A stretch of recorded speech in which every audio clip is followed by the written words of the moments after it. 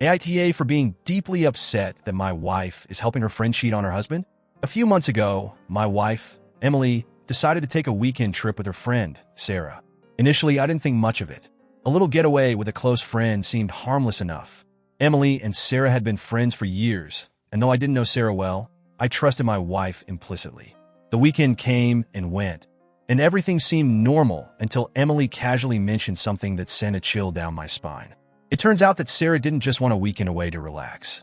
No, she had a hidden agenda. She was meeting up with a man she had been messaging secretly for years. Sarah called him her best friend, her soulmate, someone she felt connected to on a deep, almost spiritual level. Emily claimed she didn't know about this before the trip, and I believe her, but she found out soon enough. When she did, she was shocked, but instead of intervening or telling Sarah's husband, she chose to ignore it. "It's not our business," she said, brushing it off as if it were just some small, inconsequential detail. We didn't tell Sarah's husband, a man I'd never met and barely knew by name. At the time, I took the same approach, telling myself, not my circus, not my monkeys. But then, everything took a darker turn. A few weeks later, Sarah approached Emily with a proposition. She wanted to go on another trip, this time somewhere more exotic, perhaps the Caribbean, and she would foot the entire bill. The catch? The purpose of this trip was once again to meet her so-called soulmate, to cheat on her husband. Emily's role would be that of an alibi, covering for Sarah while she had her illicit affair. To my utter disbelief, Emily was thrilled about the idea. She talked about it with a gleam in her eye, excited at the prospect of a free, luxurious vacation, entirely oblivious or indifferent to the moral implications of what she was about to do. I was outraged, betrayed. It felt like my entire marriage was being thrown into a pit of lies and deceit. If Emily could so easily condone and even support infidelity, what did that say about our own marriage? If the girls, as Emily often called them, could make such a mockery of the institution of marriage, what was the point of it all? I began questioning everything. Was Emily as loyal and faithful as I had always believed? Or was this just the tip of the iceberg?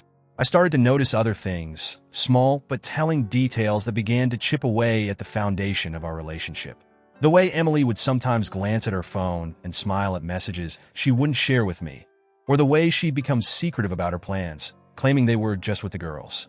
I even began to wonder if she had her own secrets, her own soulmate, hidden away in the shadows of her life. As the days passed, my anger festered. I couldn't shake the feeling that Emily's willingness to participate in Sarah's deception was a betrayal of everything we had built together. Our marriage was supposed to be a partnership, a bond of trust and mutual respect. But now it felt like a joke, a facade that could crumble at any moment. I started considering my options, mulling over what I could do to reclaim some sense of control in a situation that felt increasingly out of my hands. One thought kept coming back to me, over and over again. I could give Emily an ultimatum. She could make her own decisions, but they would have consequences. And when she returned from this cheating weekend, as I had come to think of it, she would find the locks changed and divorce papers pinned to the front door.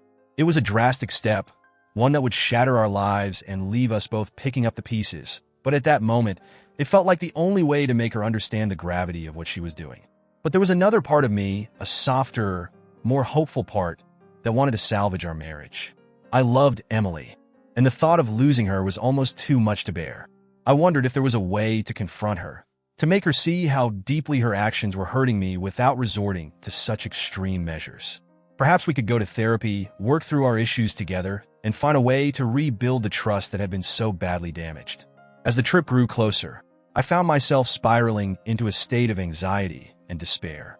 I couldn't eat, couldn't sleep, couldn't focus on anything other than the impending disaster that was about to unfold. I knew I had to make a decision, but every option seemed fraught with pain and uncertainty. One evening, I sat Emily down and tried to express how I was feeling. I told her that I was uncomfortable with the idea of her being involved in Sarah's affair, that it felt like a betrayal of our own marriage vows. But instead of understanding, Emily became defensive. She accused me of overreacting, of trying to control her, and even implied that I was being paranoid. It was as if she couldn't, or wouldn't, see the situation from my perspective. That night, I lay in bed next to her, feeling more alone than I ever had in my life. The woman I loved, the woman I had vowed to spend the rest of my life with, was slipping away from me, and there was nothing I could do to stop it. The day of the trip arrived, and Emily left with a cheerful wave, seemingly oblivious to the storm of emotions raging inside me. As soon as she was out the door, I knew what I had to do. I packed a bag, changed the locks, and contacted a lawyer. It was time to take control of my life, to assert my own boundaries and protect myself from further harm. When Emily returned, she found exactly what I had warned her about. The locks were changed, and the divorce papers were waiting for her. I didn't stick around to see her reaction. By that point, I had already checked into a hotel, ready to start the process of moving on from a marriage that had turned into a nightmare. In the days that followed, Emily tried to reach out to me, first with anger, then with tears, and finally with pleas for reconciliation. But by then it was too late. The trust between us had been broken, and I couldn't see a way back to the life we once had. So, AITA for being so deeply upset that I chose to end my marriage over my wife's involvement in her friend's infidelity? Maybe.